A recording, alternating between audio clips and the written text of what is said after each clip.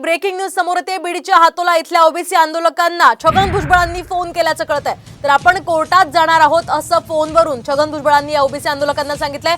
दरम्यान आमचा जीव गेला तरी चालेल पण आम्ही तुमच्या सोबतच राहू असा निर्धार हातोला येथील ओबीसी बांधवांनी केलेला आहे।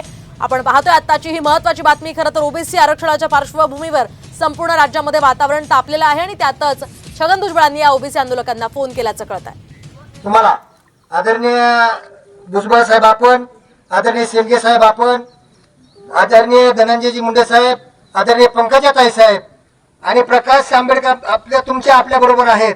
या सर्वांना घेऊन तुम्ही जो निर्णय घ्याल दिल्लीमध्ये मुंबईमध्ये, तो निर्णय झाल्यानंतरच आम्ही उपोषण आणि आमचे आंदोलन मागे घेऊ अशा प्रकारची आम्ही तुम्हाला विनंती करतोय। तुम्ही खूप संघर्ष केला, तुम्ही खूप आंदोलन केलेत, तुम्ही आमच्याकरता खूप खस्ता खाल्ल्या। आता आम्हाला तुमच्याकरता आणि समाजाकरता खस्ता खाऊ द्या।